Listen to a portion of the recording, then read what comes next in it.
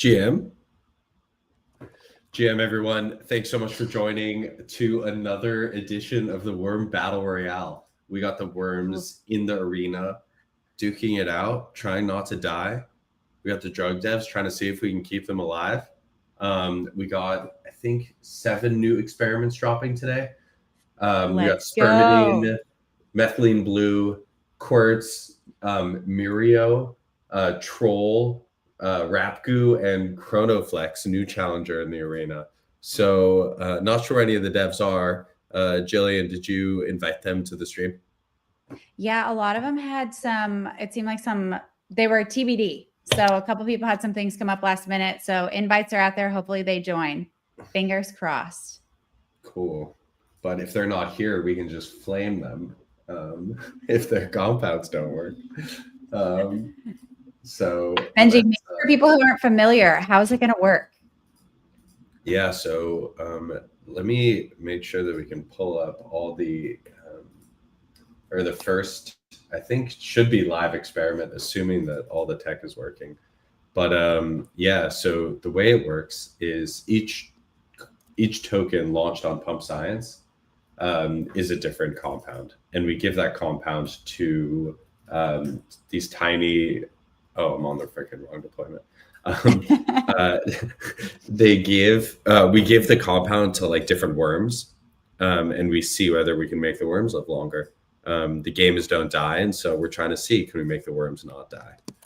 And so this is like the first experiment that we run, which is the C. elegans one. Hold up. So we also test on like flies and mice, but level 1 is worms, and so this is just basically level 1. All right. Let's see what's going on here. I'm excited because what we're going to be also debuting, I think, is a new look at our UI. So the whole premise of Pump Science is to make science fun again and turn science into a game. And the team has been hard at work incorporating in some elements to make the worm experiments actually feel like a game. So it'll be cool to hopefully roll that out here in just a few minutes. Excuse me. Oh, getting over the flu. It seems like it's going around. I feel like you're like the 4th person I've heard that has the flu. Really? Yeah, it's not pretty out here. On the move. Okay, I did everything the devs told me I had to do. The experiment says it's live. The dates are all set. But no experiment. The suspense. Interesting. The suspense. Interesting. Oh, the fans are excited. Let's kickstart the worm game. Let's go. Yeah. We have a guest. Carlin. Hey. What's up, party people? Thanks for coming by. Hey, no problem. Had to stop in. I know that Raptor's not coming up yet, but I'm very excited to see what new stuff you guys have going on for the worms. Keyword yet. It's coming soon. You guys have had some big stuff cooking though. Oh yeah, I mean, you want to give a little update? Drop a little bit of update, yeah. I'd be happy to. So, floor's yours. Maybe y'all might have joined us yesterday for the Raptor Chat live stream where we had a nice group of people. Alberto Perras, our maestro, the person who's been running all the mice studies for Pump Science. Benji was on. He was doing his thing. He did get rugged by Riverside. That was pretty funny. That was so annoying. I'm so sorry. Honestly, that is the last time I connect to a Riverside stream. Wait, how did you get rugged? How did it happen? Yo, I don't know. Oh, you know what happened? My headphones. Yeah, sometimes like my headphones things change on Riverside and you're recording. They just don't let you change anything. So we did. Yeah, Riverside could not comprehend. But yeah, we got a lot of stuff cooking. The worm data is coming up next week. with our dosing data that we got from the mice last week, we decided we're gonna move forward with our endurance studies. So those are underway. Very excited to get any of the we did the baseline with you guys earlier this week, and then I don't know when our fly data is dropping, but we are cooking coin to company over at Raptor. Let's go. There's been a lot of exciting things happening for Raptor. And if you haven't seen the Raptor dosing data, the Raptor team has done an awesome job of going through that data with their community. Highly check it out. Highly recommend checking it out. There's some really interesting things in there. So I know we're all super excited for the Raptor performance studies. It'll be fun to see how it plays out. Hell yeah.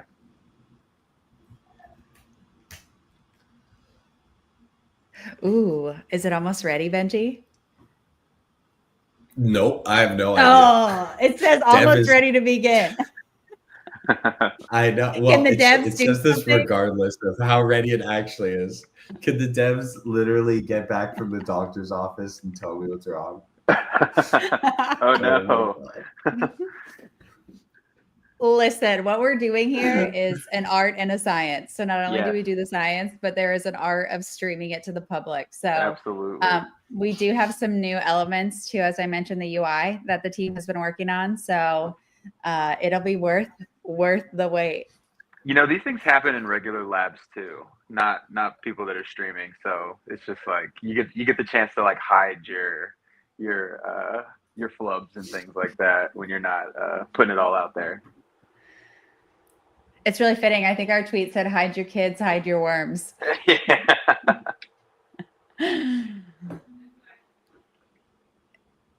Hey, I mean, look, we have always been about transparency and letting people into the lab, for better or worse, right? So you're seeing it live. We're getting the devs on the stream. Dev says he'll be back in 5 minutes and check. Says we did everything right, so needs to debug. But so we did say hide your kids, hide your worms, and I think the worms appear to have taken that a bit. They can actually really read. They read that and they were like, "Oh shit!" They don't understand sarcasm. They actually they never said otherwise. Yeah, they're like, "Oh shit, hide? Yeah, let's do it." Took it a little too seriously. Yeah. Oh, okay. So good. Well, maybe as we're waiting for the devs to respond, Dev sent me a picture from the car, stuck in traffic, showing me that he's racing home. Anyway, so I guess one thing I've been thinking about a lot, very unrelated to pump science, is what the hell is going on with the market? Oh God. Oh, great.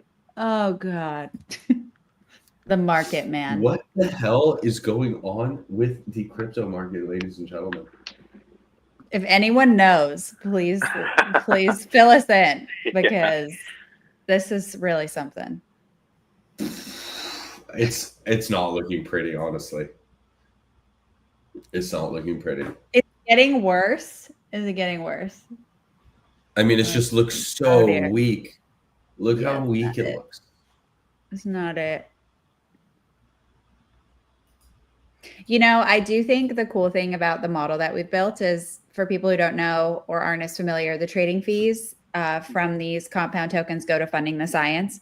And what is really cool is we take the trading fees and we initiate the science, working with the drug devs. And so even in a down market, the science will go on. So there's still a lot to look forward to, which is cool. But yeah, I certainly even if you're selling, you're funding science. Yeah. That's the best part. For the science. Yeah. For the science. Buy for the science, sell for the science.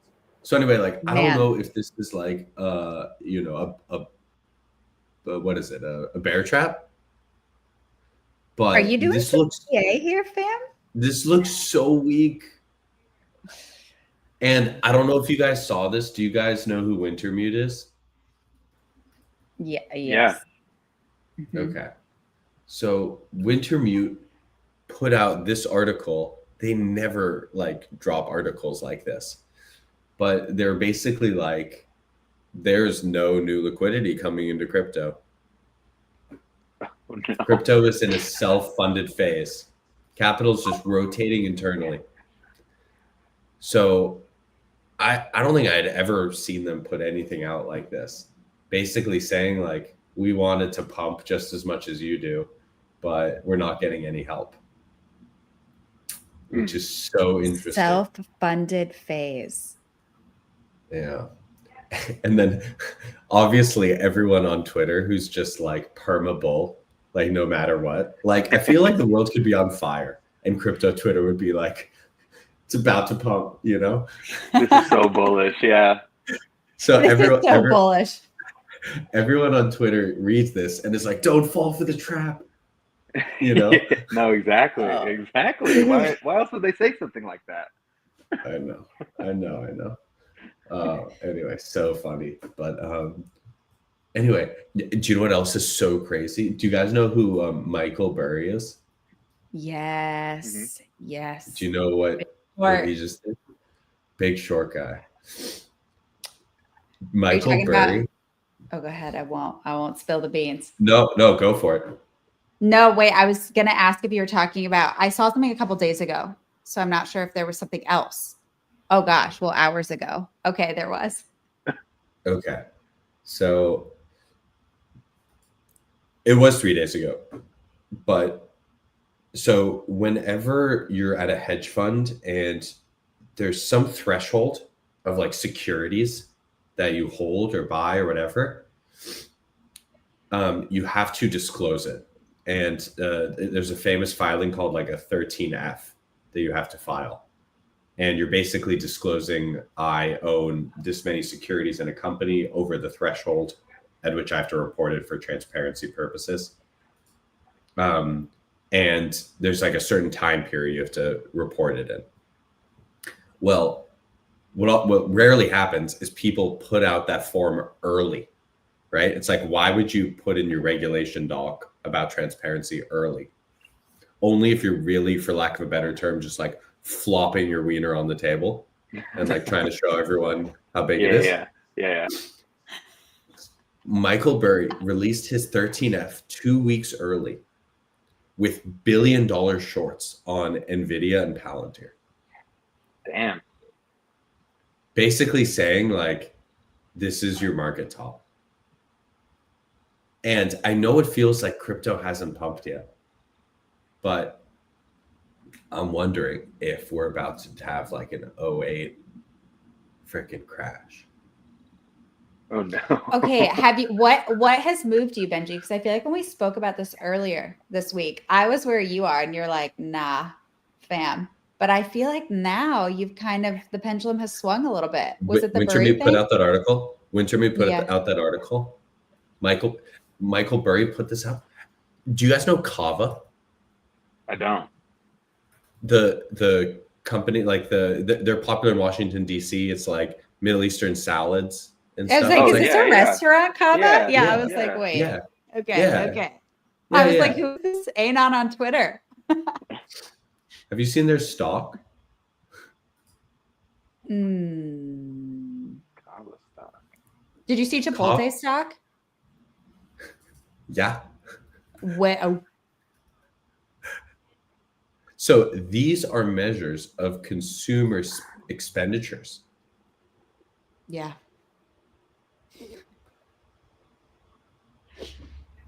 All I can think of is the video we put out a few days ago that was like, no broke boys. Turns out everyone's broke boys. Everyone's broke boys. Everyone's broke boys. No one's going to Kava anymore. Chipotle is getting like wrecked. I might be funding Chipotle myself if it comes to it. Straight up. Carried me through some times. Yes.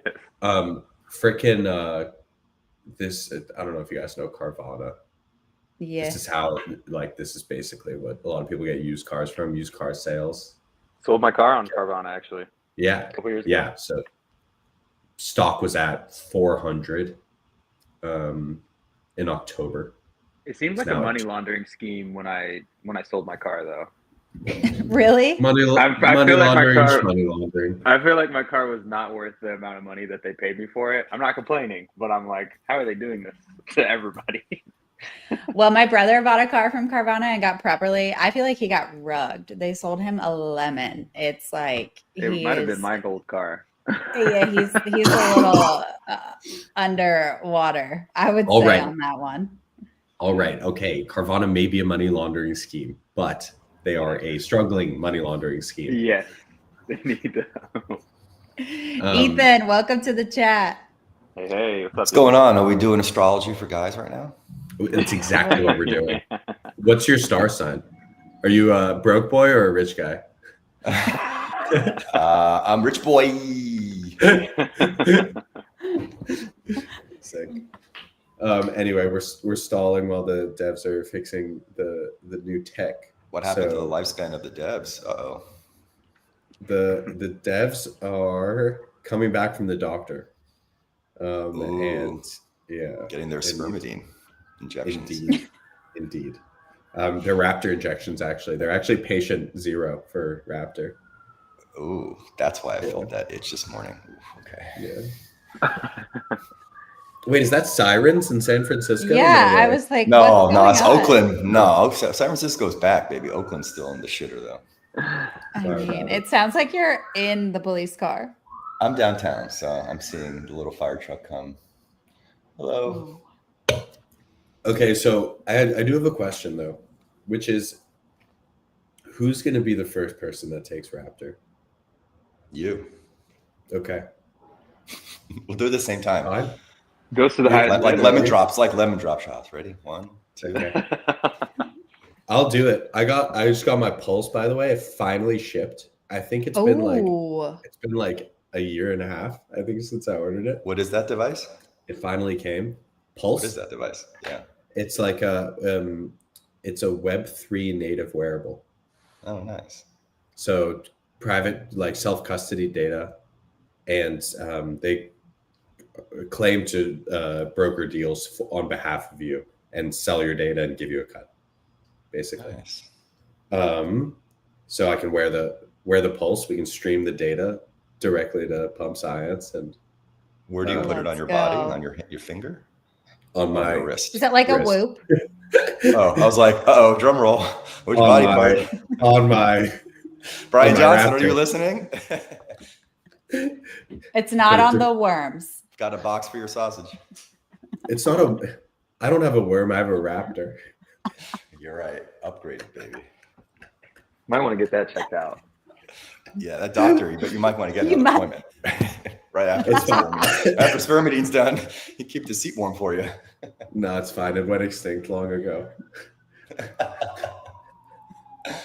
Oh Lord. We were just riffing on the markets, man. Oh, Riff is back over 1 million though. let's fucking go. Huge. We Huge. won't die. It's that Raptor airdrop. Yeah, I know, which has been claimed by more people than I have. Well, no, 3. Okay, 1 more than I have children. Great. Well, that was a failed experiment, but we learned. There's no such thing as a failed experiment. Only No. data. True. Only It's data. not the data you wanted. Exactly. All right, when we get some worms in here, let's go. Dude, I'm spamming the devs. Spamming is like No. I would show you what the messages look like. It's like being late to your wedding. Come on, like I know. It's kind of. I know. Let's go. I know. You're telling me. Anyway, we did get the Raptor worm data in. That just has to get ingested into the app, but we did get it, which is pretty freaking cool. I'm fired up. I'd like to ingest it. Can I have a bite? Yes, you can have a bite for it. But So worm anyway. data early next week, maybe? Yes. When's the stop this teasing? When do you want to do Y'all it? playing with us. Playing with my When heart. you guys tell us what day next week? Seriously? You get to pick? You get to pick. I don't know, Tuesday, I guess? Monday? Yeah. I don't know. Tuesday Okay. probably works better for me. Tuesday, 11/11. Mm-hmm. Oh, Yeah. that feels nice. Lucky. 11/11. Wow. Should we schedule the stream at 11:11? We should. So fun. That's Which time zone? That's Armistice Day. That was when World War I ended. The 11th day, the 11th hour of the 11th day of the 11th month. Exactly. And that's when Let's do Raptor's it. going to change the game for worms. Let's do it. Let's go. Oh, All and right. we can have the one of the 11s all be worms. Be worms. Oh, Yes. yes. Holy shit. I like it. I like Okay. it. It's You guys, $1. let's do it. Yeah. Tuesday at 11. But Pacific or Eastern? Whenever World War II ended. One, bro. One. Sorry. Don't get ahead of yourself. Jeez. Sorry. Excuse. Oh my God. All right, let's do 11 on 11. Send me the invite, please. You got it. Awesome. Okay, yeah, so back to the market. God, do we have to? Maybe I'm just We being should. like that. Maybe I'm just being that like bear fuel that like nobody wants. But like Carvana down 25%. Kava stock down a lot. Like I feel like these, like when people try and be like, what were the signs that the market was going to crash? Isn't it just that like consumers are spending less on the things that they normally like spend on when times are good? Bro, I'm spending like a Tacos and mofo. cars. I know, but you just said you're rich boy. You think so? For downtown Oakland, maybe. Yeah. Oh, you know what a crazy one I saw was Sweet Green. Love Sweet Green. Is that a food thing? Okay, you might be the only one. You might be the only one who likes Sweet Green. I guess so. Oh, no one likes Sweet Green. Sweet Green is down from like $34. Wait a second. Let's get it. Dang. Oh, here we go. Okay. Down from 44 to $5. Who round trip that? Wow. Pretty sour. I guess I'm green, the only one. Yeah, it ain't sweet. Bitter. Very bitter. Dang, that is crazy. I don't think I'd realized it was down that much. Yeah. So anyway, maybe Ethan's just keeping the whole economy afloat, but I don't know how much longer he can do it. Yeah, I can only support the economy so much with pizza and weed purchases, people. Literally the American dream right there. When your parents escaped or your grandparents escaped Poland, that's what they hoped for. Yeah. I am the fruition of so many generations' desires to have pizza and weed. I don't know if you realized in the video I made the Raptor mouse from Poland. Oh, seriously? Yeah. Yes. Wait, I didn't notice. Oh my God, you didn't notice? Little trick. Little details. I'll have to send it through. All right, let's go. His whole little getup and everything. Raptor can get Polish citizenship, and then with Schengen, can just traipse across Europe. Wait, did you watch that meme video, right? Where the blonde girls were like holding up the sign, like, way to go, Raptor. Yeah, that was awesome. Those are Polish girls? Blonde Polish girls. Exactly. Oh God. That's such a stereotype, but it's true. Did you watch the video? I did. I saw them cheering. I didn't have my Polish goggles on, so I wasn't sure. No, the thing. Was there a hidden kielbasa in there as well? No, I did miss that. Find the kielbasa. That's a different game. As my father-in-law says, kielbasa kalabaska. Makes absolutely no sense, but yeah, that's a expression in my home too. Yeah. All right. So yeah, no, the idea with the Mouse Olympics is, each drug is its own country. And so we're like, okay, what country should each drug be? Okay, now. Yes. But what if you're a dual passport? What if you're a dual passport, Dev? Citizen of everyone only has one national identity, like if it were fighting for America in a war or fighting for Poland in a war, Who are you fighting for? I'm fighting for Oakland, baby. Smokeland, never die. Wait, is that a thing? I didn't even know. Smokeland. Oh, there they are. I see them. Oh yeah, they look like quadruplets though. Jesus. Yeah. So. Oh, I see it now. I didn't notice it first. Yeah. Okay. So we got There it is. Poland. Was this UK? UK. Yes, UK Yes. for Mhm. Raheem. And then we had Spain. España.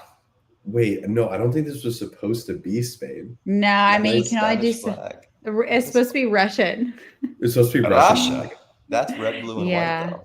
I know. Oh, We no. listen. Gonna start World War III for real now. There Well, was right on the chest, Poland. I don't know if you see. saw Yes, I did. Yep. Yeah, but Did you know? Interesting. As I say, did you show America at the end? Oh my America. God, Marcus. America. There it is in all its glory. Oh my God! Fraggers, Count the too. rolls. Count the Whoa. rolls. Whoa! Wait, is that just pre-Ozempic or is that Pre-Ozempic. pregnant? Yo, Yes. Oh. Yes. Can we just analyze this body type here, where the Wow. arms are absolutely chiseled, okay, but like somehow we got here.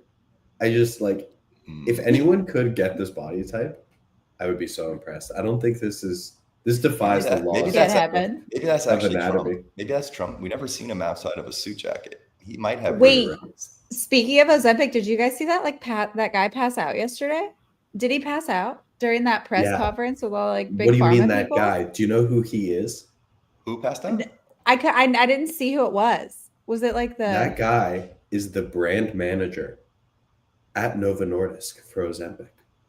And he just passed took a out tumble? because he And he lost too much weight. Passed out. Did he OD I don't on know. I himself? wasn't sure if he passed out or like what the issue was. Did you see RFK Jr. like bolt out of the room? He was like, Ran bye, away. I'm out. Literally ran away. Literally out. See ya. He had to get his steps. I get it. Yeah, it was during when Dave Ricks was talking, Lily guy. Yeah. I was Anyway, like, what? Dr. Oz, super calm, handled the situation. But anyway, I thought it Trump was just like stood one of- up and like hovered over him. It was so Yeah. funny. Yeah, Who do you want in a Um, crisis right there? clearly Dr. Oz. I mean, um, I feel like I saw his legs go up. He was like, all right, put the legs up. Oh, Like, for sure, because he passed out. went right to it, Um, man. But I thought it was just so funny, like imagining them being like, "Yeah, Ozempic's fine for you, no side effects," and literally the brand manager's collapsing. Like, you cannot make this shit up. You can't make this shit up. Literally, I was like, wait, what is going on here? Like, of course, all of these health people. Now I'm watching the video. I just thought it was so funny to see people's like reactions to it. Like RFK Jr. leaving, Trump standing up, just looking at him, Dr. Oz legs in the air. I can't wait for the That SNL sounds like skit. it sounds like pre-gaming to me. Literally, Oh God. haul ass out of the room. Man, It's because he was wearing a purple tie. You got to pick, Maybe bro. he was- Red or blue. maybe he's going to get help. Man, is that Dr. Oz next to him? He looks Whoa, like he looks drunk, bro. Whoa! Trump's like, okay, wait, legs in the air. Let's hasn't go. happened in a while. It's like, Literally, no, Trump either. just said, okay. Meanwhile, Trump's our like, I know gone. CPR. I know CPR. Clear the room. Clear. That's Bernie. Fuck, I can't get Trump. I've got Bernie in there. God damn it. It was wild. Super wild. Someone should have fanned the poor guy. I mean, Trump's Dave Ricks tie's took long it like a enough. champ. Could have used it as a tourniquet. Jesus. All right, we got 30 minutes in. Where's the data? My data's not even here, and I'm here. What's up? They said everything's okay. He said he's updating one thing. When Let me see. worms. Is he back from the doctor? He Locked in? raced back from the doctor. Let's go. Let me just check.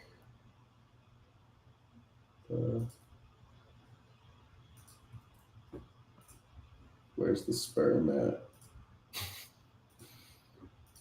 Sperm. That sperm depot. Yeah, the reservoir.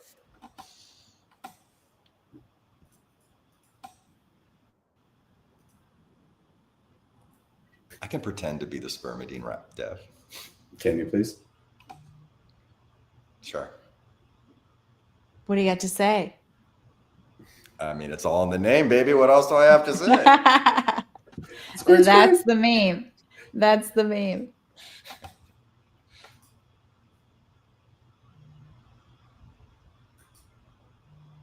God, I still can't. I'm just like watching this guy pass out. I like can't believe it. Can't believe it. Gotta do a parlay for the next conference. Who's gonna pass out? Okay, what parlays should we do for pump sides? Should we do individual worms, like which worm dies the fastest or slowest? Should we do that? Experiment. Do the experiment. You know the answer. Run the experiment. You're right. You're right. Wait, do you mean like experiment to find out which type of parlay, or do it on the Yes. experiment itself? Okay. No, okay. he's saying the meta The experiment. meta, baby. Meta. Oh, Yeah, yeah. ladies and gentlemen, Is it time? would you look at that? Would you look at that? You gotta be like Paris. Gotta be like Paris. Oh shit, that's a bang. Oh, sperm, Dean. Oh. Worms no likey. Shot Okay. was shot. Okay. All right, we're right back in it. Just like that, Let's see we're if back we- in the if we game. Okay. Where were we? Methylene blue. And Worm blue experiment. next. Wait, so Oh my this God, is it's it? This live. is the reveal? This is it? Wait, they're not It's even fucking here. live. They're not even here to enjoy it. I know he couldn't make it. We invited them. God damn it. Yeah, he said he was at a congress. Oh no, wait. Which one was What? Holy that? shit. Dang. M Blue. Damn you. Wow. Look at you. Okay, so I saw this data and was like, holy shit. Blue balls. Whoa. Holy shit. Combine some spermidine and some methylene blue. Oh my goodness. Let's fucking go. Did the worms turn blue, actually? Blue balls, baby. Yes. Blue balls. I can go see if the worms turned blue, but they definitely seemed to They seem to live like longer. methylene blue. Wow, this is crazy. Holy smokes.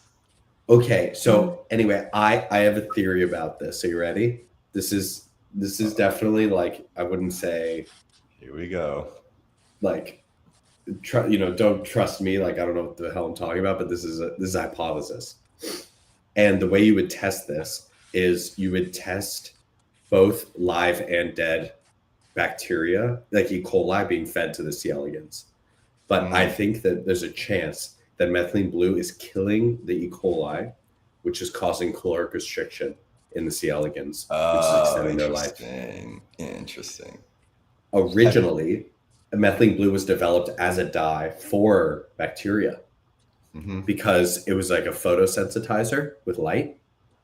And so there's not a ton of light in the, it's in complete dark. Like I've been in the room where the worm bots are taken, but with the flash, the camera flash, there's a chance that they're killing the bacteria. Interesting. And that's where this is actually getting its effect. So I think that the fly data will be much more telling for methylene blue. But that being said, this is some crazy freaking data. Yeah. Wow. That's wild. FK Jr., you hear that? Yeah. His face is in a bowl of methylene blue right now, so he's a little distracted. That's what he was getting to give to the guy who passed out and blue. Yeah. Yeah, he wasn't running away. He was just running to get his methylene. Yeah, that wasn't anoxia. That wasn't lack of oxygen. That was the blue working. Get the blue.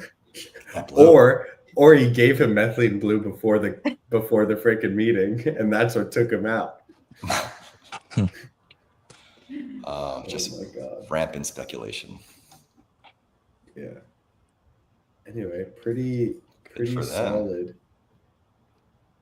I mean, were there Let's any go. other? That's Were there any really cool. other? Are there any other compounds that could be bactericidal that could cause this kind of effect? Now that you mention it for this, all of the rifampicin, doxycycline, muriocin, all of them. So I had been wondering, like, okay, how is rifampicin increasing the lifespan of these worms so much? Like, does it have to do with something intrinsic to the worm, or are they just killing the bacteria, causing? It's important control.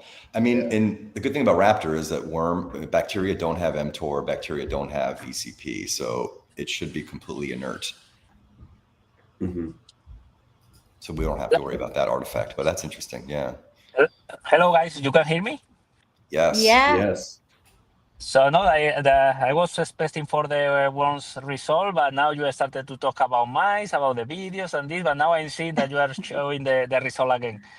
So and regarding the experiment, so always you are doing with live bacteria or dead bacteria, or how you do the experiment? Live. Always. Yeah. Okay. Dead bacteria taste like shit. No amount of salt helps. And also in solid media, right?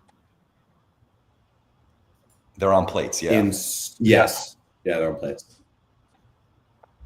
With my experience with aging is like the environmental factor is the most important thing for longevity. So then we have to pick a condition to do the experiment in the same way. But always it's crazy, no? That now you are seeing that all the drug that kill bacteria extend lifespan. No? Yeah. This is science. Now we have to ask for in the community, the people experimenting worm, what they think about this. But it's interesting, eh? Yeah, what if we can get Ben up too? I'll send him Okay. All right. Looking like Quartz data is, pretty flat. There was like maybe a baby bump there. Maybe like 1 month pregnant baby bump. Not much else there. Hey, you're a man. You can't use those analogies. I was gonna say. I can't? Really? You've never carried anything in your body for 9 months. Except maybe you left your wallet in your pants by accident. What about this childhood guilt that I've been holding in for 29 years? Just keep suppressing it. Put it back in the box. You got another 2 decades. That's a middle-age problem. All right. Hey, why isn't methylene blue ripping? You can make it rip, You have to be the rip you want to see in the world. Oh, wow. That's a nice curve, methylene blue. Yeah, it's like so clean. It's nice. Excuse me. So is this the start of this one? Yes, this is the start of muriocin. We're on frame. Let's go live. Anyway, it says 20. Yeah, where is? Okay, so this top line is OMIPAL, right? So this is like basically the bar to beat. What you're seeing here is the life extension, which is just at 0 right now because all the worms are still alive, between the drug and control, right? So if control mice start dying, then this will start jumping up, basically. And yeah, so basically all of this data is synced up to the actual worms. So like each worm here corresponds to an actual worm in the experiment, which is pretty cool. And we named all of them. So so basically every time a worm dies, there's an effect. I don't know if you saw the one. So like the first control worms died. So this is the video game, eh? This is this is cool, eh? Oh, okay. So interesting. So we got Frank the worm, we got Elon the worm, Kathy Wood. And Benji, could you do games versus a drug, like competing one compound, one token versus another one instead of the control. This could be cool to test, to compare at the same concentration to fight by face by face. No, for instance, Ractop versus Omipal, one concentration, one. This could be nice, maybe, with this I'm video down. I'm down. game. Let's do it. I think I that. mean, I think for the mice too, I think like we should really do like races and strength tests of like this drug versus that drug.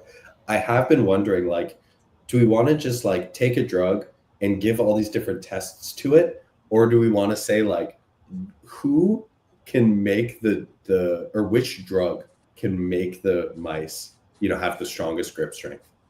You give them whatever you want. Yeah. It's Oh, it's like the thing that in the worms or in the flies could be faster, no? That for instance, Raptor, no, the condition or something, no, because maybe Raptor is better with live bacteria or something like that, and to find someone that want to compete with him in this condition to try to beat him. This could be I cool. like it. I like it a lot. It's like King of the Hill. King of the Hill, I guess. Yeah. But I thought it would be fun to have just open fields. Like who can come up with the compound that improves open fields like the most? I guess Paris, like if you got to give any compound to the mice to make them like do well at open field, what would you give them? Like cocaine? I mean, with cocaine, this is not good for sure. But that they are going to be faster, could be. That's what I mean. Like they might become traders. They might become degens. Have you guys while this experiment's going on? Have you guys seen the pictures of the dogs that they gave cocaine to, the greyhounds? Oh my! Of all dogs, that's you give it to a fat dog. Why are you giving it to a dog that's already looked like it's cracked out? Already on cocaine. I mean, with the animal, we cannot do this for sure. With the mice, we cannot do that at all. Of course not. Anyway, there was so. Yeah, but what if it's Friday night? Having a good time. Okay, just read this really quickly. So there was this guy, and he kept on entering greyhounds into like races, and they kept winning, and they all test positive for cocaine. Oh my goodness! Wait, I thought it was just pictures. I didn't know he was actually giving them, racing them. No, there were other signs too. There were other, and they kept winning. And so they tested them, and they all test positive for cocaine. But someone sent the pictures, I somehow saw the pictures, and they're hilarious. Like, of course, you don't want to make light of abuse, but like these dogs look like they're. Except I'm going to make light of abuse right now.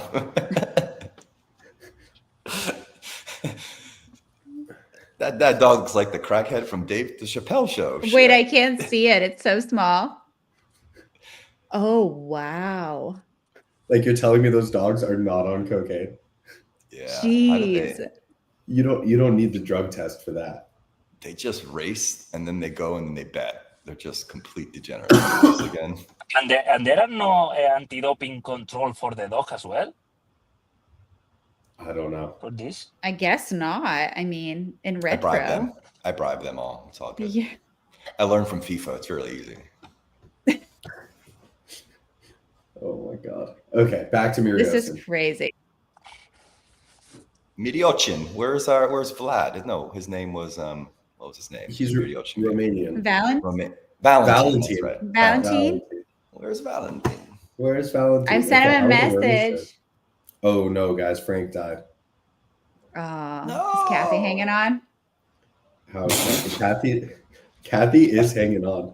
Kathy is somehow Elon is the healthiest worm, which doesn't make sense. Way. He's not taking very good care of himself. He's taking good care of it. Wow. It's well, this puts a ding in your theory though about bacteria caloric restriction bacteria artifact, because this might also kill bacteria, but you're not seeing the effect. You're not wrong. Doesn't disqualify your theory, but it would have been, if this also looked 30%, that would be something something quite intriguing. You're right. It could be Maybe. could be low dose of Yeah, this. that too. Anyway, These are all 1 dose shots, right? these are 1 dose shots. Yeah. 1 shot of cocaine. Well, it makes sense for spermidine. 1 shot. This experiment that what you are showing is live, or how this experiment is done? It's about to finish. But yeah, it's being streamed currently. You like the worm effect? The worm explosion? Yeah. Yeah. Blood is spilled. Are you We'll add asking sound for us, effects and like, stuff too. are you asking like if it was already, like if we're streaming the results? Yeah, no, I mean the experiment was done before, no?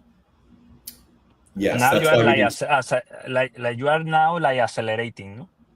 exactly, so that we Exactly. can stream it. So we can stream it in 10 minutes. Okay. It takes like 30 days to run or so. Yeah, no, Yeah, no, so we it's basically nice. took the whole experiment and compressed it into a super fast replay that we streamed to the audience because we didn't think people would want to watch worms dying over like a month and some change. So took it and sped it up for entertainment value, and attention spans are short. So watching it accelerated. And this percentage is always can change, no? Because the percentage can go higher or lower, no? Depend the difference with the control, right? That's why the line is moving up and down. Okay. This green line. Nice. So this green line is the life extension percentage. So it's the mean lifespan of the drug divided by the mean lifespan of control. So it's not median because you don't know the median yet, but it's real time. And so Okay. this is our way of tracking in real time the drug effect throughout the experiment. So it's it possible kind of that, for instance, simplifies that into one number. if you extend the maximum lifespan at the end of the life, you are going to see this like increasing more, no? Yes. Yep.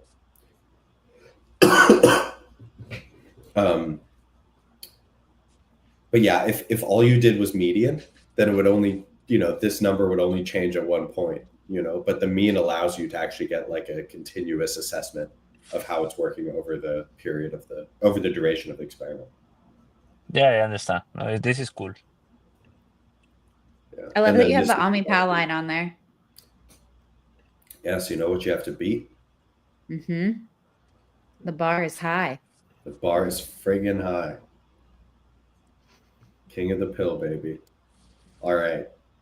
Miriosin looks like it did well. Extended lifespan. Does it actually improve lifespan intrinsically to worms? Does it just kill the freaking bacteria? Who knows? Mm-hmm. Who knows? Supplies Right. to find out. Should we check out the deal with Troll? Troll. Let me Is ping the Troll in dev. the mix? Yeah. They were going to join. Try to, at least.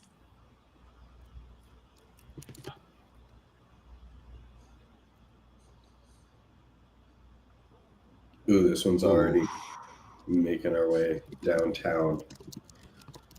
Let's check on the wormies. Mark Cuban doing well, staying strong.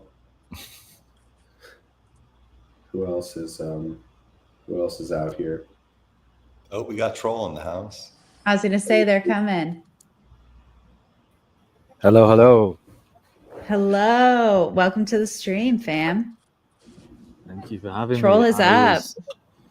Let's do it. Yeah, I was watching you guys very skillfully fight through the the shenanigans at the start of the stream. Technical difficulties. Yeah. Yeah. Great job, guys. So just rejoining now. I missed the first couple of experiments, but excited to see how this goes. So just for context, are you able to see the dose that was used before I Okay. So what we have done and this was at the advice of a lot of people and request of Raptor, is we've started hiding doses from the front end. Okay. And that's for IP purposes. And so now if, the devs want to protect the IP around the doses, it's now not disclosed to the public. Okay, makes sense. Okay, got you. Hope that makes sense. Yeah, which is smart, because that's the secret sauce, isn't it? We're all trying to optimize for the right dose. And that's what we are trying to do here, right, with Troll. So first experiment, didn't really see too much.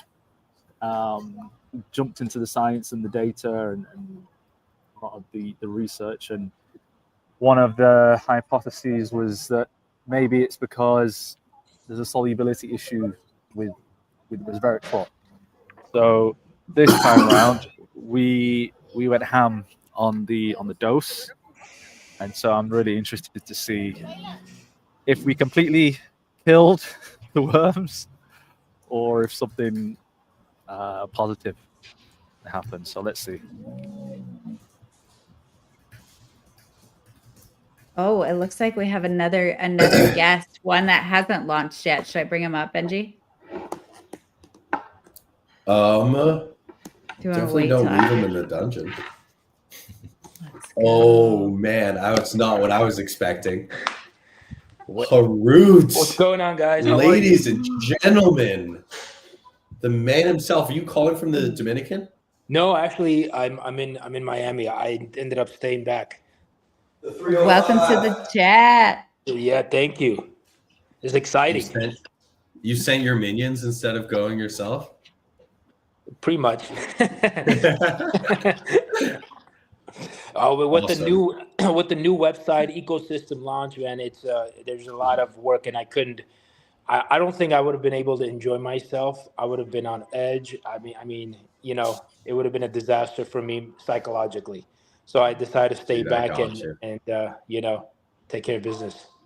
Dude, I got you. Well, we can go over all the shit you've been working on as soon as we finish the stream. We're almost done. I think we got like 2 more of these experiments to get through. And Yeah, then so let's maybe go in like- deep on Blue Scorpion. Okay. But this can be good for you to get a taste of like, what we do before like the human studies. Like this is one of the animal studies that like we test all the compounds on. We won't be doing this with you guys, but yeah, for like new compounds that want to be tested, we take them, we give them to animals, and we see if we can make them live longer.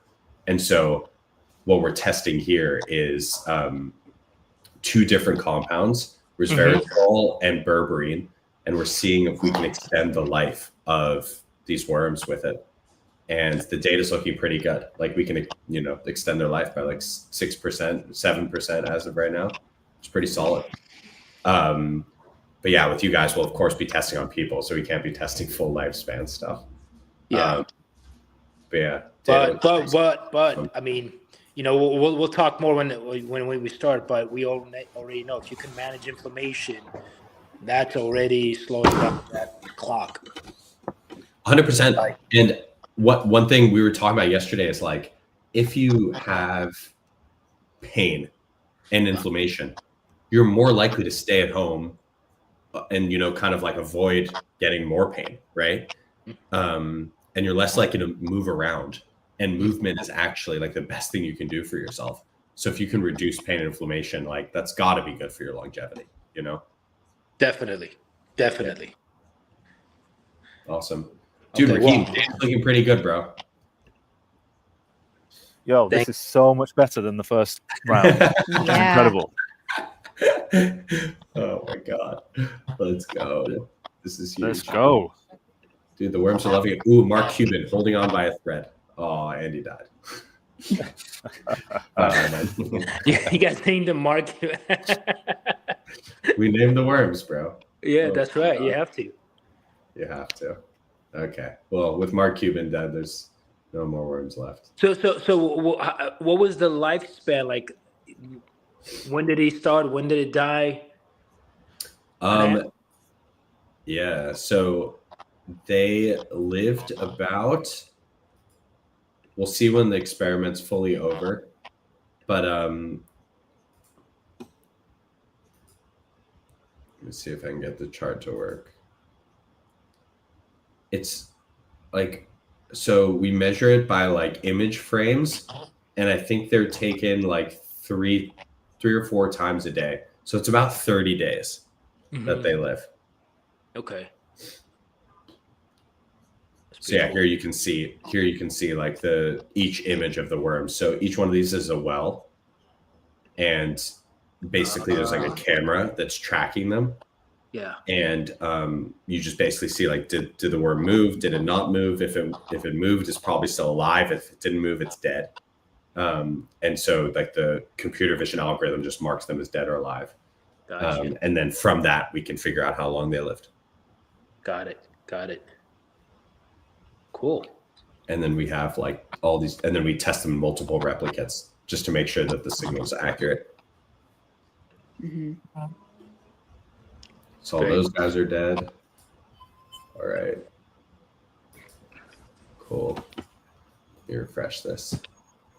So are you guys going to do a new draft pick tomorrow? Like what's going on? Is there going to be a new roster coming up? Dude, there's I mean, look, the way it works is like anyone can submit a new compound, right? Like we let anyone test whatever they want, you know, as long as it's not going to kill the animals, Sure. see if it helps them live longer. So you know, there's drafts happen all the time, basically, like randomly, whenever anyone wants to launch. So like yesterday, some guy decided he wanted to launch his compound and, you know, like got the funding for it. And now we're about to stream his experiment. So yeah, it's happening all the time. Nice. That's awesome. This is really cool, man. This is a really cool concept to really get people to understand how this stuff works and the testing. And DeSci is going to be a really fun sector to be in. Dude, I'm fired up about it. I love to hear you say that. Sorry, I was gonna say in the graph with this, if you go to the stream, yeah, like why does it say day on the x-axis? It's not really day, it's frame, right? It's not day, it's frame. It's 100% frame. Frame is what part of a day? What fraction of a day? Or can you have this converted to actual fucking from frames to days? Is that possible? Yeah, I'll have them convert. Okay. Sorry, feature request. No. These Love are absolutely necessary. Building the ship as it's flying. And then at least for me, if I'm on like the data tab and I go to chart. Dude, same, it goes back. It keeps flipping back, yeah. It keeps flipping back, yeah. Okay, it's not just me. If I go to survival percentage, if I toggle between survival, well, on this page it's working. On some of the pages it goes back, it like forces you back to the image. Something glitchy on some pages. Yeah, I think, yeah, it's super glitchy. It's still awesome though, this is great. No, we will fix the glitchiness. This is the debut of this UI. All right. I think next one is wrap goo. Sounds like something. Is that the last one for the day? Yeah. No, I think the last one we have is the epicatechin and glycine Chronoflex. Yeah. That the guy launched yesterday. Chronoflex. It sounds like a villain from a Marvel universe. You know, you're right, Ethan. It does kind of sound like that. So what was so hilarious about this dev, God bless him, was like he basically watched the first set of compounds that dropped, and he basically took all the top performers and he just combined them. Yep. So he saw the rapamycin did well. He saw urolithin A did well. He saw the ginsenoside RH2 did well. So he's like, you know what? Cocktail. And you're fucked at minus 11%. Interesting. Yeah, I mean, I think that we don't want to we don't want to overinterpret, but there's going to be some trade-offs when you go into the three kind of component cocktail, and then you're going to start to have antagonism emerge, I think, and it'll be non-obvious. So it's, hopefully we'll figure out what the safe trios are, but just because you took 3 things by themselves that were good, that the algorithm of just combining them is not necessarily going to work, but it's important to do the experiment. So applaud the dev for doing it. 100%. 100%. No such thing as a bad idea. There's only one way to find out. There is such thing as a bad drug, though. No bad trips. No bad trips. Just bad cure Sherpas. No I mean, trip Sherpas. Okay, this one's still ongoing, but it's not looking too hot at the moment. Maybe there will be like a 9th inning comeback, but a we won't hold our Lazarus moment. I was gonna say Dodgers, but all right, baseball, sure. No baseball. You guys, I'm not a baseball fan, but I mean that World Series. Okay, so Juan, here's something crazy. Our really good family friends is Jose Vizcaíno, and he played on the Dodgers, but also pitches batting practice to all of the Dodgers. And so he travels with the team. He's basically like, essentially part of like the main staff. And so we were like watching the World Series, and like they were interviewing the players, and it's just like him dapping up Ohtani in the freaking background. Oh man, wild! It's so surreal. That I mean, you want to talk about like a poly market, man? Like that game. It was like probably over until it wasn't. Nuts. So nuts. Not to mention the one that went into like 15 innings, like a few games before that. Yeah, insane. What do we think? Do we think Chronoflex will graduate? I do. Yeah? I do think Chronos. I think so. Yeah, you think all these sell orders not going to phase people? Nah. Not when they see the science.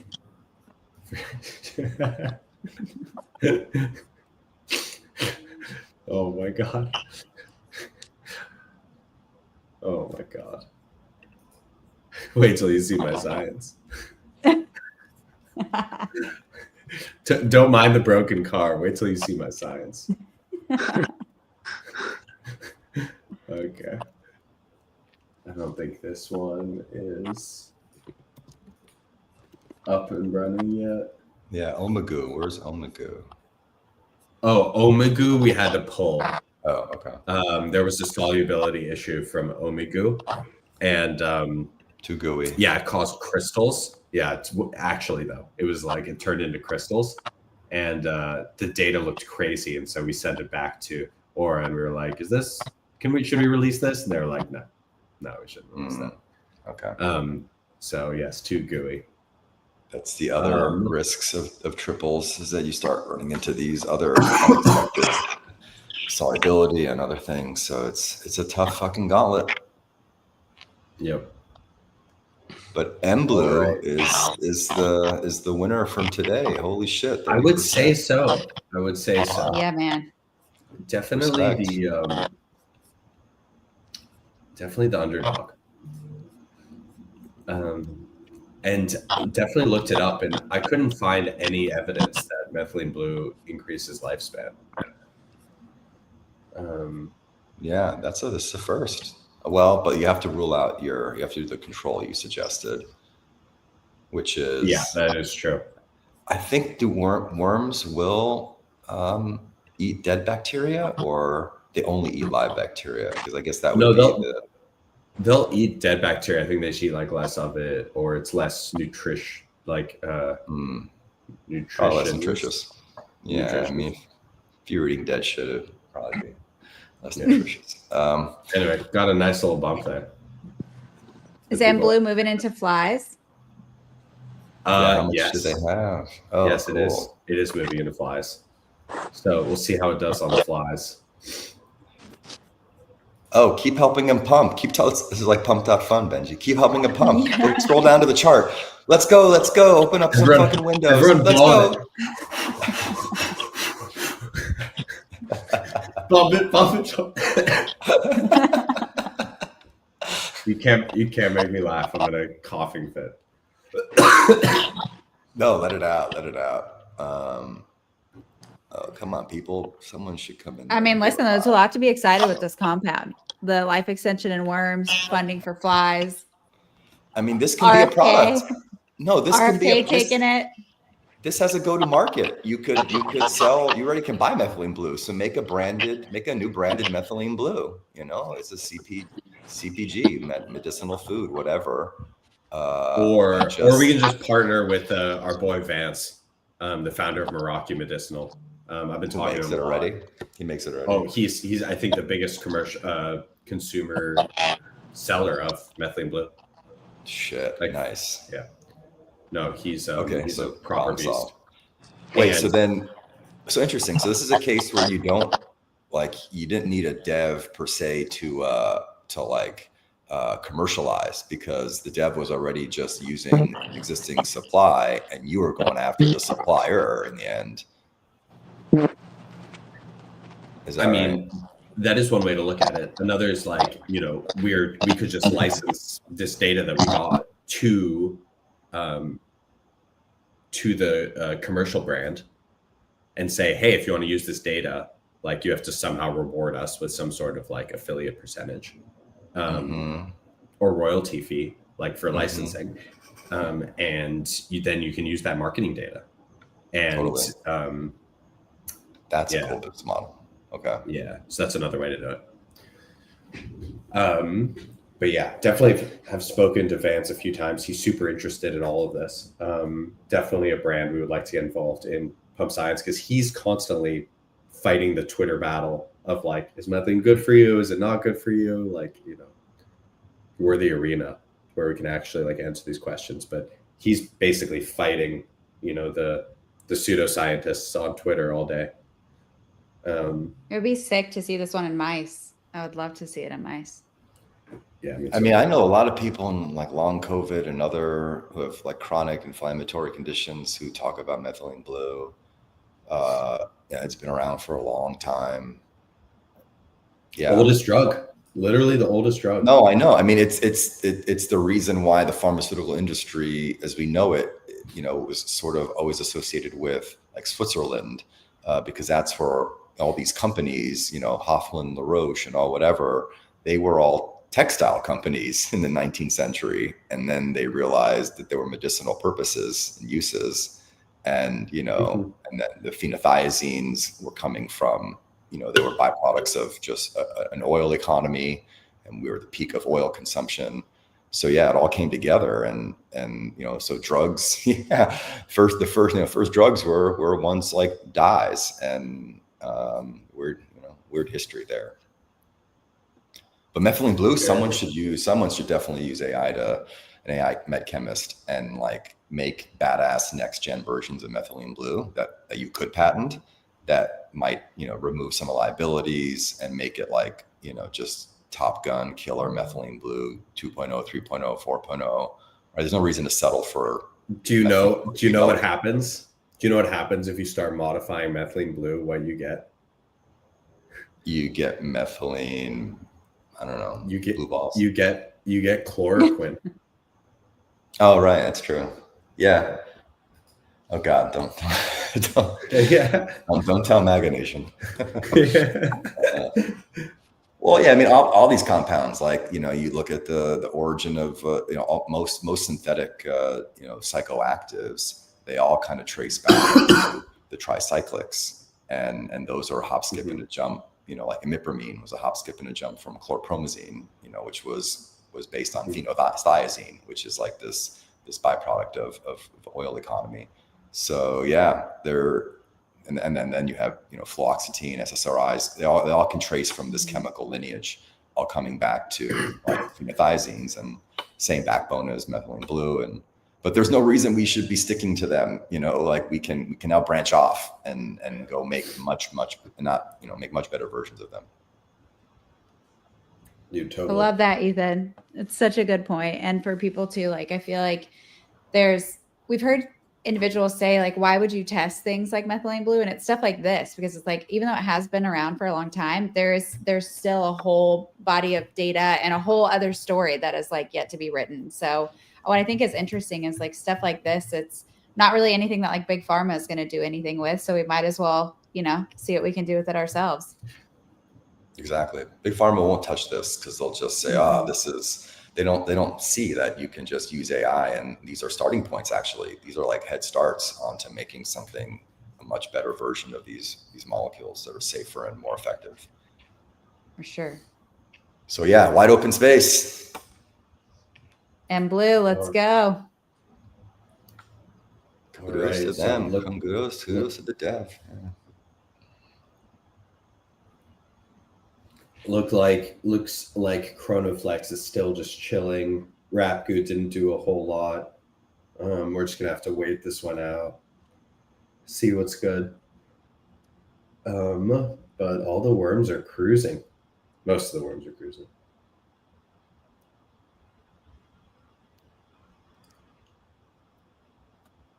Naval cruising. Frank crushing. Who came up with these names? You? The devs.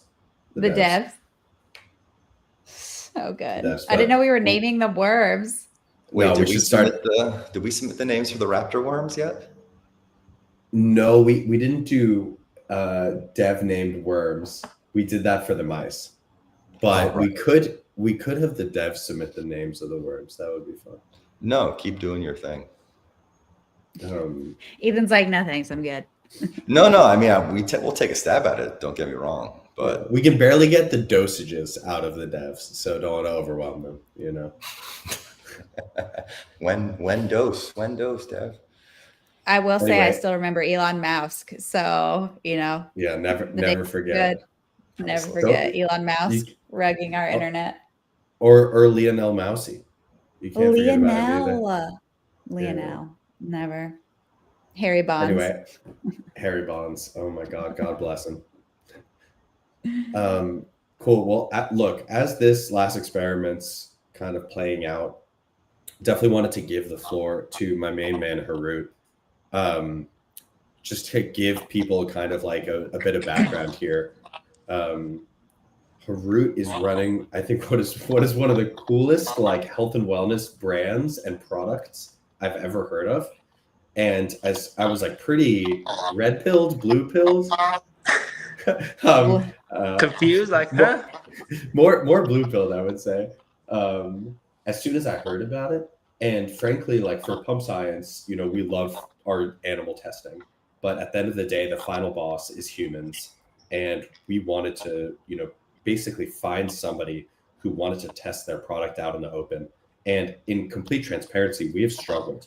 We've struggled to find brands that are comfortable testing their product to test whether it works out in the open, because many of them are scared, clearly, that it won't work, right? But Harut and his team have been so open to it that it makes me so bullish on their product.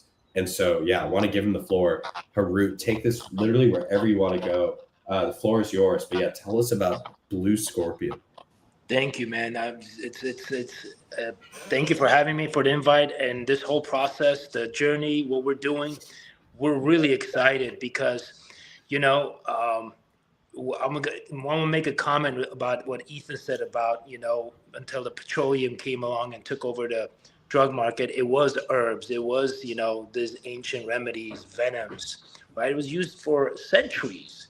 And then money and power came into play and completely had this, campaign of homeopathy is not what it is and all this other thing. So now we're going back to nature. We're bringing it back, and we're doing it more in an advanced way, and we're going to understand it more. So for Blue Scorpion, for what we're doing and why we're so, first of all, why I got involved in this product is because I saw how it changed my mom's and my sister's quality of life within the first week of being on it. That for me was the sell, because I know what they go through. You know, my mom more than my sister, because my sister, you know, she has PCOS, and she has crazy symptoms, but I never knew those. You know, I didn't know that until she started educating me about it. But my mom, you know, she has a lot of neuropathy and a lot of that pain and arthritic pain in her hands. So for her to say I'm pain free within the first week, like she's sleeping better, no discomfort. For me, it was like finding you know, the holy grail in a sense. So for Blue Scorpion, our focus is to bring a product that really works, that people can actually bank on. They don't have to think and contemplate, is it working, is it not? Well, the study showed this. We know it works, but now we're going to put our money where our mouth is. You know, we're going right in. There's a lot of research that was already done on Blue Scorpion venom, and that's why, you know, the teams in Dominican Republic right now getting, you know, Dr. Arthur Michaelian, who is the, you know, the pioneer, or not, I should say pioneer, but the authority in Blue Scorpion peptide therapy, or scorpion peptide therapy in general. And he was getting a recognition from the Dominican government for all his accomplishments with Blue Scorpion venom, you know? So that's a huge accomplishment. That's 20 years, 2003 it started, 22 years he's been in it, you know, and it globally recognized. And now we're getting into a place where the world is shifting into these kind of natural modalities. Like the world is demanding it now. It's like enough with the pharma. Pharma has its place, God bless, but we need to go back to a place where the human body can actually heal properly without side effects. Give it the right tool, and the human body does one thing best, is it heals itself, and also learns how to adapt. So we're very excited about this. And our first study, like, you know, I'm really looking forward to the science and understanding how these things going to work. Like, how is the homeopathic formula going to work, and what is the data markers, and you know, we want to start geeking out a little bit on this too now. You know, we built the business. Our new website just went up with the Web 2, Web 3 integration. So that was a major. Did you guys get a chance to check it out, Benj? I know we talked a little bit, but. You know, I've been locked into your website. I mean, we can show people, but it is freaking beautiful. But yeah, like, it is just properly beautiful. Before we go into the freaking beautiful website, I did just want to say, like, look, I mean, me myself, I'm a scientist. Naturally, I would say skeptical of everything. And as soon as I heard, okay, we're going to start injecting people with, or having people take Blue Scorpion venom, naturally, I was like, this sounds a bit scary. Until I kind of looked up where a lot of the GLP-1 agonist peptides come from. A lot of them come from lizards. And I'm not saying that, like, you know, they have their own issues associated with them. But what we did learn from the GLP-1 Gila monsters, agonists, baby. Gila monsters. Is really these naturally occurring peptides from reptiles have shown to be therapeutic. Definitely reptiles, baby. Literally, like, they have very strong potency in biology, you know, like they just clearly have some sort of therapeutic effect. And not to say that, like, you know, they don't have their issues, but clearly they're powerful, and multi-billion-dollar IP has come out of these naturally occurring peptides in reptiles. So this isn't completely insane, you know, there's some logic to it, right? And I think another kind of like reason I was so skeptical is, like, look, it's venom. Like, isn't venom supposed to, like, kill you, immobilize you, you know, stop your nerves from working? But I think what's interesting is that a lot of the same things that cause your immune system to freak out can also cause your immune system to chill at different doses, right? So the poison is always in the dose.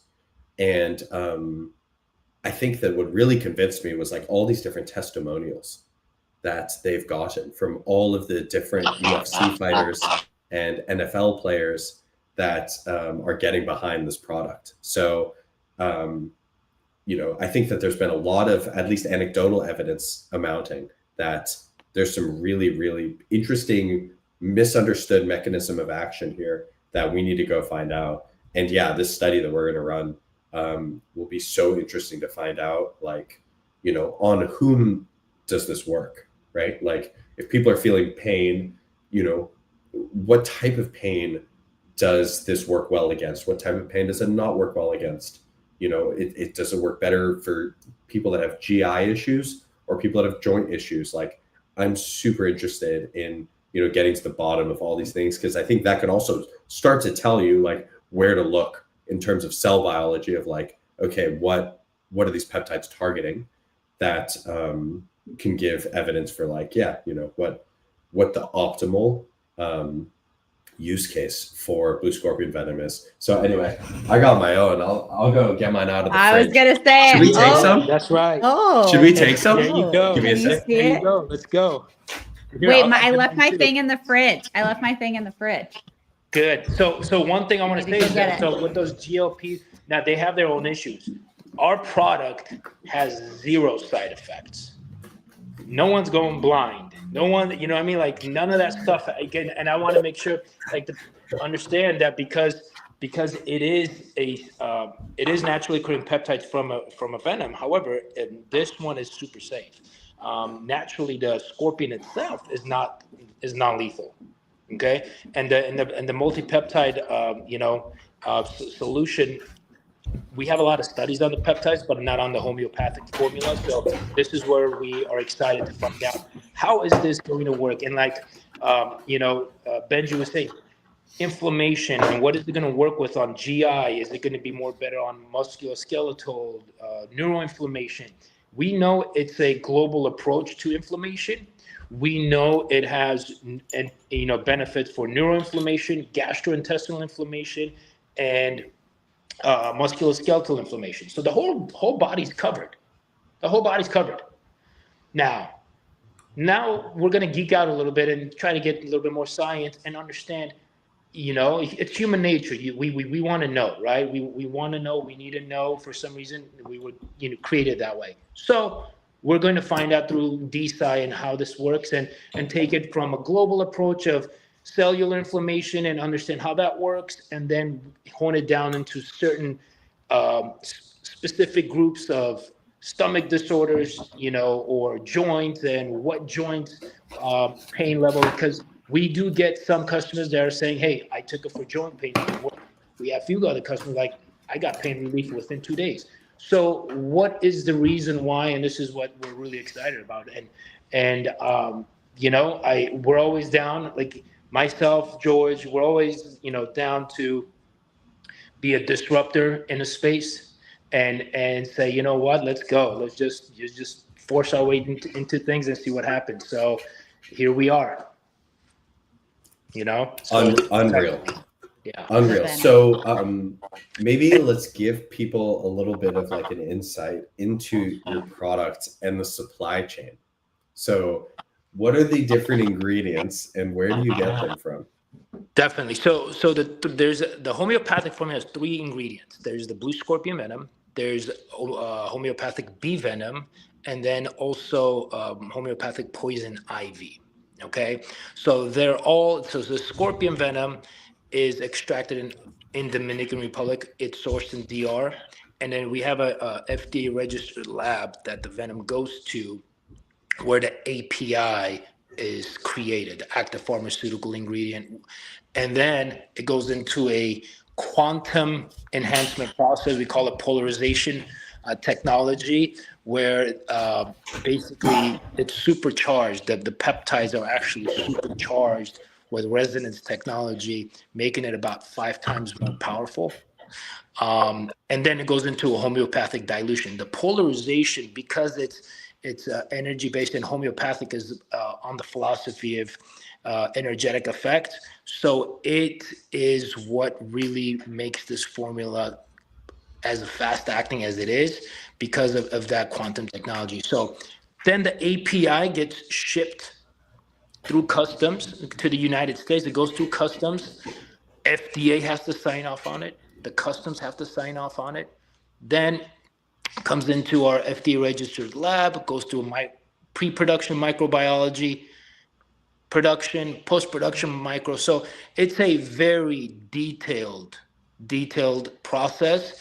And, it took time to create what we like to call it is the farm to fridge model, right? And by the way, the scorpions live in their natural habitat, 120 miles. Like free range scorpions? Free range, pasture raised, not free range, pasture raised venom. What? So it's all from pasture. Yeah. So if you go It's to better than my eggs. That's right. So if you go to bluescorpion.com and go to the videos page, the second video is the scorpion farm. Wow. How do they actually get the venom from the scorpion? Like, how is it? It's manually harvested? extracted. It's manually extracted, and there's a limit how much it can be how much you can daily extract or within a time frame. So every 20 days or so is when a scorpion can get extracted, and it's very minimal amount. That's why it's considered the most expensive liquid on earth, because sourcing it is already hard enough, right? Each extraction is roughly about 0.2 ml. Whoa. What? Now imagine filling up a gallon. That's why it's the most expensive liquid in the world at 39 million a gallon. So that has, that's where it works. That's where it works. It's so hard to get. And then the technology component comes in and enhances it. So we have that energetic effect for when you hold it underneath the tongue, within that 15 to 20 second period, it goes right into your bloodstream. It gets absorbed. So the product starts working fast. So that's basically, yeah. That's how it works. Do they have to sting for it to be extracted, or can it be extracted? Well, yeah. Yeah. Oh no, we lost him. Cliffhanger. It's squeezed out. If for the process, it's like them stinging for it to let the venom loose, So, but yeah, and no scorpion is harmed. They're actually protected by the Dominican government. It's their national treasure, per se. I hate to be an intern in that lab, though. Those interns are going to get a lot of harm. Yeah. Well, I'm sure some of those guys got stung, but because it's non-lethal, there's no real fear. And Dr. Arthur, right, give it to me again. Go. Yes, another one. Yes, come on, bitch.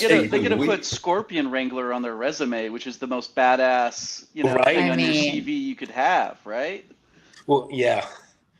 What was your last profession? Nothing. I was just juicing some scorpions. The blue scorpions are actually beautiful. They're so cool. Yeah. The really confusing part is they're not blue. No, but don't they glow under? Exactly. Yeah, UV light. Yes. Yeah. Blue scorpion is like the common name, the Caribbean blue scorpion. The Latin name is Heterooctanus princeps. It took some time to remember that one. Biology and learning Latin names was never my strength, man. But yeah. So it's, we're very excited. We recently did a documentary with the UFC, some UFC fighters, legends actually, and active fighters that they've been using the product. And the documentary is on our website as well. So then now we're going to start bringing out more content, and then we're going to start, with the results coming in with the DSI, right? I'm really excited to start talking about those results of that data and see where we can take this to. Very exciting times. Super exciting. And we'll get a lot of really interesting endpoints from that. I mean, we're going to get all basic vitals, cardio, activity, sleep, pain perception. I forget like the full list, but we're collecting a shit ton of data on that. It'll be super exciting. I mean, imagine for now we're talking about, right? That was medicinal. Let's say, systemic inflammation, medicinal, got it. You're going to feel better. Now let's talk about the people without that systemic issues, right? They want to use it, those high performers, optimizers, right? Now, one of the studies we're really excited about is taking a group of the UFC fighters, right? Or in training camp. Imagine training camp, and then putting their body through what they put through, because training camp and regular training is two different things. So what does the body go through? What levels of pain and inflammation are they adding because the intensity has gone to another level, right?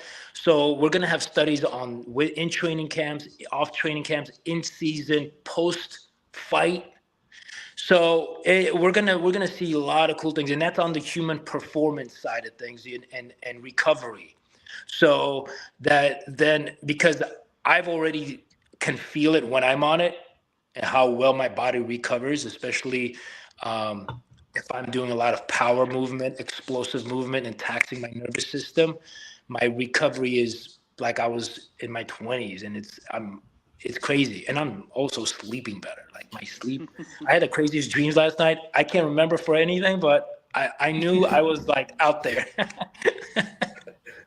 Amazing. So, I wonder if you guys should also be looking at like the Navy SEALs as well, just knowing how hard they train. Look, I got so I was introduced to a gentleman by the name of Ray Cashcare. He's a former Navy SEAL. He started last night. So No way. He actually posted on his Instagram.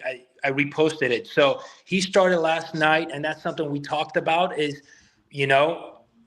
become a believer, Ray, and then we're gonna do a study with the Navy SEALs and the vets. So this is I actually was about to say the same thing. So I actually really like the idea of like high performance athletes with chronic injury, war fighters with chronic injury and stress. They're a really interesting like accelerated aging population. And so we actually, in that line, we did a grant with the Air Force last year looking at longevity therapeutics applied to service member treatment.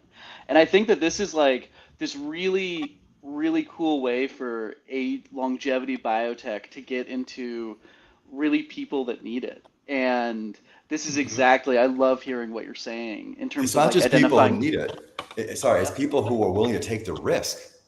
Right? That's true. When you put your life on the line already in the military for a cause bigger than yourself, and now longevity is the biggest battle of all. And like, I just see the parallels between the N of ones here and the N of ones in rare disease, right? Yeah. Where people are put against, gun against the head by a disease, whether it's a genetic disease, it's an environmental trauma, PTSD, and all the violent exposures you get when you're in a combat scenario. ALS rates are way higher in vets, thinking maybe it's a lot of this concussive damage you get from all the fucking explosions. And so like, so I'm just sorry to cut in, but I'm struck by this N of one aspect here where it's like, I just fucking took it yesterday. And I'm like, wow, I hear similar things with rare disease parents when they find some treatment they think could work. Like, I just tried my kid yesterday, and they have a community online. They share it, they post it. I just find the energy amazing.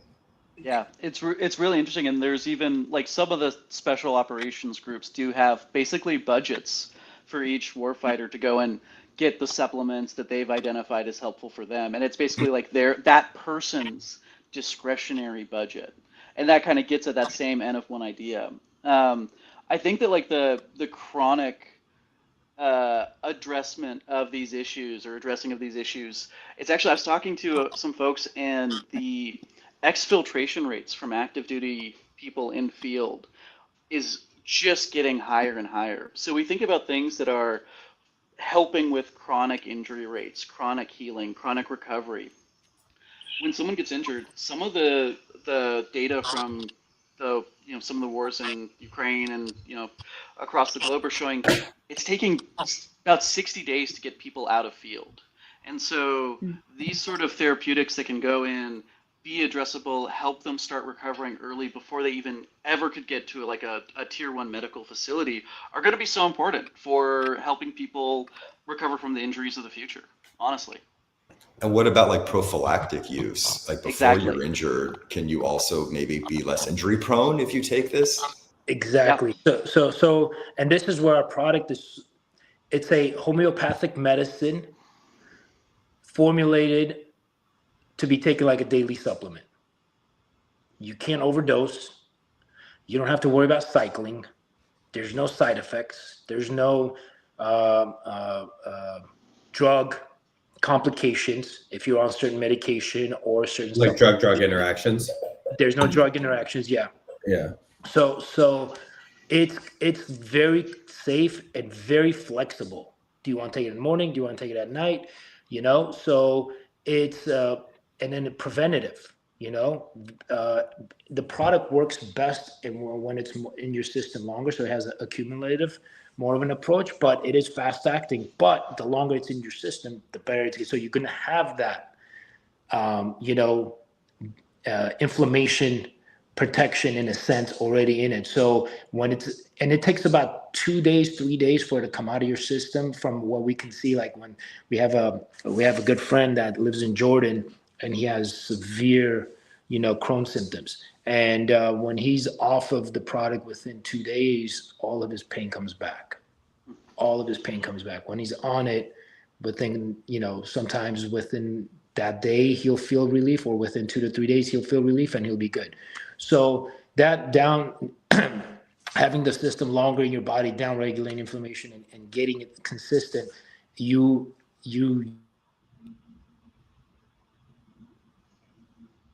Oh, did you guys lose him? We lost it.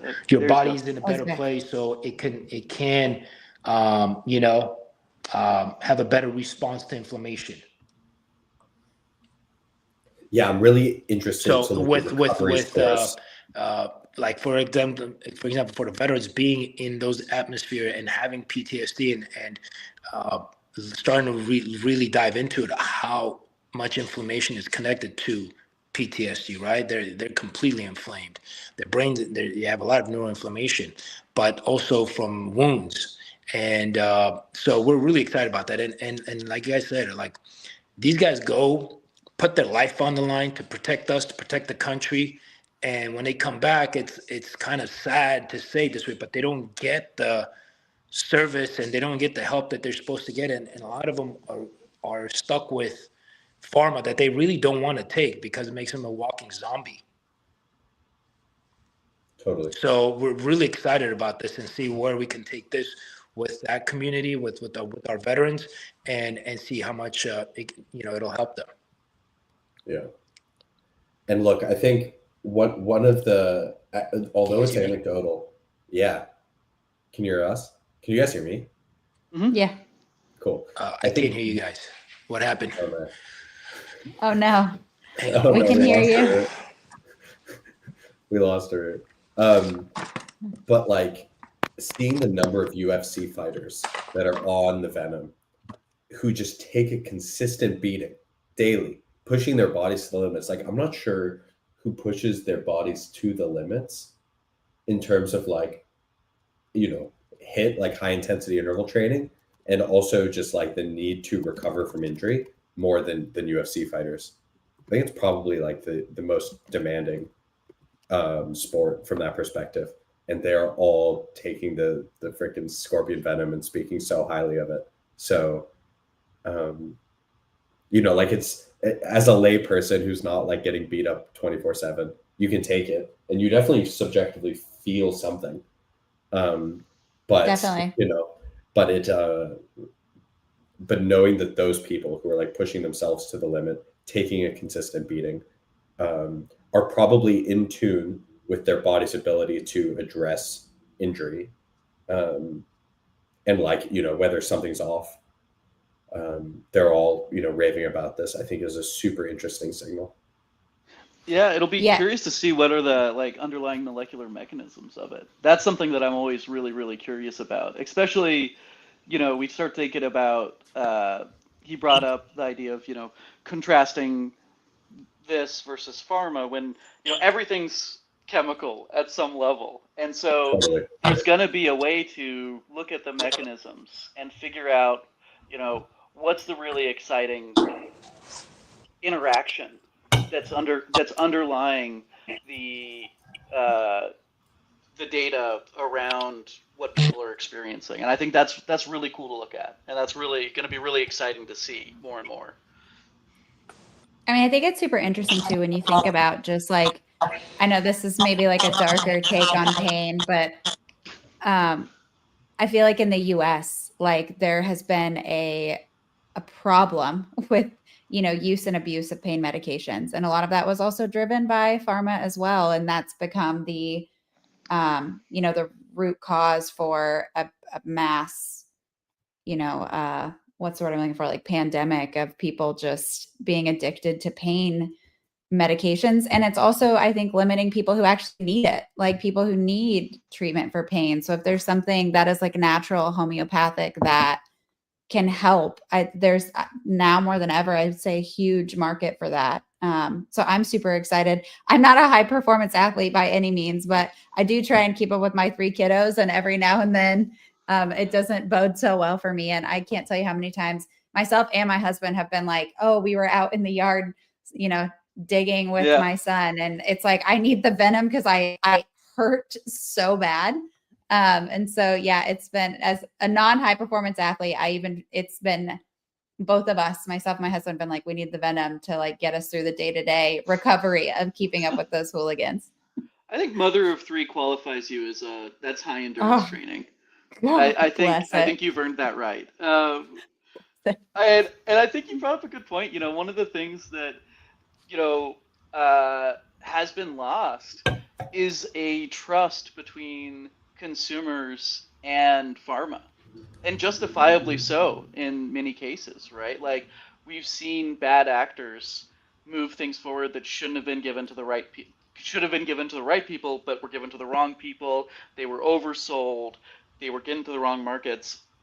And so now, you know, it's kind of become a cautionary tale, especially when we think about trying to develop new therapies across any spectrum of, you know, chemical, peptide, novel biologics that are coming from natural sources. Like, there is distrust for some areas and trust for some areas, and those don't necessarily always 100% align with the science behind it. And so it's like really so important for all of us to, you know, back everything up that we say. And I think that's what's really cool about the DeSci movement, is that we're seeing good science getting done around things that pharma wasn't going to fund investigations toward. Mm-hmm. And so that's what's really cool, to be able to sit here and talk to you guys about, you know, what are the trials that we're doing? What is the data, you know, that we're going to see out of this? And I just want to highlight the cool thing that you guys are doing here. Appreciate it. I mean, how else can you create trust? You know, right. Like that trust that has been lost. And it's not just pharma. Like, I know pharma is very easy to point at, but it's really the whole healthcare system at large. But all of them, it's, you know, it's just from a lack of transparency. You know, with the hospitals, it's from lack of price transparency. With insurance companies, it's all the same thing. So I don't really want to point a finger at like any one group. Like, it's not just the farmers. It's just, you know, opaque the whole way down, right? And like, you know, just gotta blow it apart with transparency and DeSci. Exactly. And I think what happened is, because of that, and, you know, the supplement industry just exploded. And it's kind of like everybody's saying the same thing.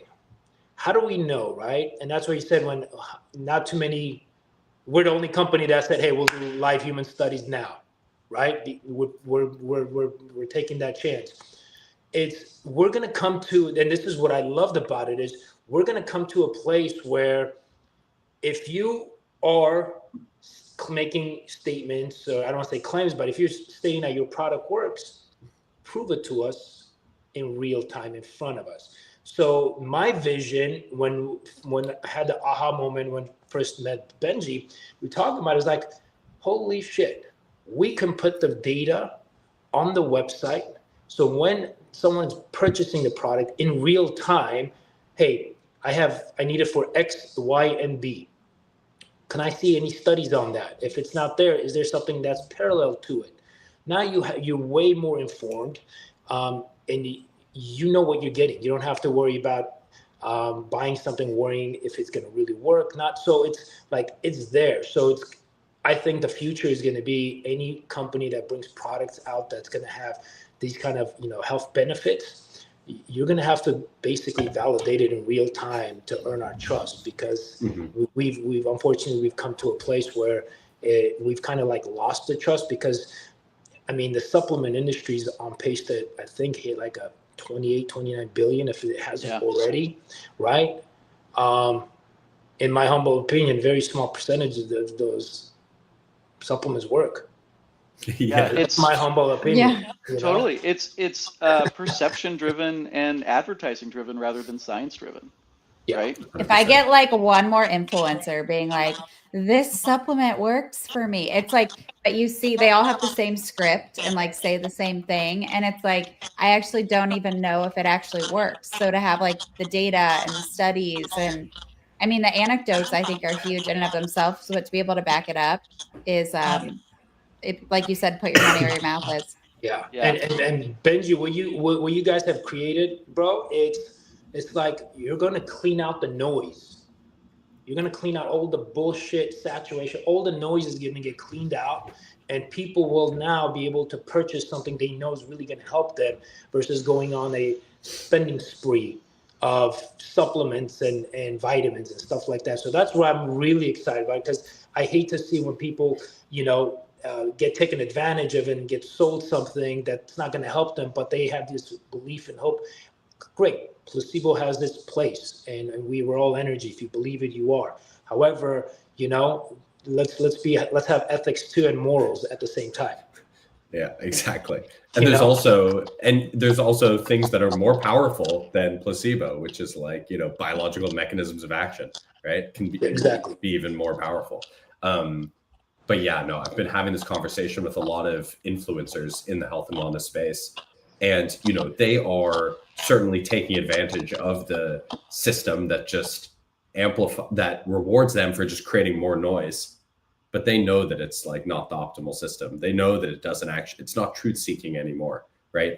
The whole space has just become like the more money you can throw at the problem, meaning the more influencers you can pay with the loudest megaphone, the more sales that you can get, right? And so you're right, Harut. Like it really all is about how much noise you can generate right now. And the only signal that pulls through right now is money, right? Capital is the only thing that like that the consumers are able to distinguish between. And everyone's bought. Basically everybody is bought at this point. And data is the only thing that can just like combat the capital and the noise. Definitely. Well said. Data is king. Data is king. I always say it's important to bring receipts, and that's what it is, right? It is receipts. It's fucking receipts. Awesome, guys. Well, thanks for jamming with us. Thanks for joining for the freaking Worm Battle Royale. We had some very interesting data. Ben, actually wanted to run this past you maybe before we jump off. The top performer of the day was methylene blue. Cool. Data looks incredible. I think it was something like 40% life extension. What I wanted to ask you is, do you think that is a quote unquote real signal, meaning methylene blue acting directly on the biology of the worms, or do you think it's the photosensitizer effect of methylene blue that's killing the bacteria and resulting in caloric restriction because of the dead bacteria? That's a cool question, and I actually love digging into this. And so this is where it has the opportunity, based on this data, to be both. Like that's fundamentally what we see across like, I look at data from rifampicin is another one that's been a really strong lifespan extending molecule. But when you look at the well, there's clearly starvation also going on. And so when you do just one of these experiments in the system and you get the signal, it could be that any of these compounds is having both an effect on lifespan, but also impacting the bacteria. theoretically, it could also be impacting the bacterial in a way that doesn't cause starvation and turns the bacteria into the superfood that the worms need to then live longer. And so with this as the first signal, like the next steps is to then start breaking and teasing apart that mechanism. And so like the next thing would be to do an experiment with in the outside of the context of bacteria that could get starved. So like you can just do this dead bacterial slurry. It causes other complications, which is why we don't do it at the start, but it can help us tease that apart. I'd have to go back and double check and look at some of the methylene blue data, but it's very, very possible that the result is truly, it could be both. Awesome. Yeah, because if it's real, definitely want to like flag the right people in the supplement world who are selling methylene blue, because I mean there's so much controversy about it online. To get such a clear positive signal, I think would be like very warm news to a lot of the people selling it, and would definitely want to make them more involved in this. So absolutely. Just want to make sure we're going to them with a real signal. Yeah, no worries. I can happy to look into that. We actually do have a way to measure the density of the bacterial lawn over time based on the image data. And so we can actually just say, yeah, that's standard, or no, that's not. Can you please do that? That would be epic. Yeah, no worries. Awesome. Cool. Anything else from your side, Jillian? I think the only other things I would add, just to kind of close this out here, is so we have some more worm data that will hopefully be dropping early next week. We talked about 11/11 at 11, so stay tuned. We'll share that on X and keep you guys posted on the next worm data drop. We have some really interesting compounds that'll be in that one, so excited to get that in the books. We'll just say 11/11 at 11, so we'll make that happen for you guys.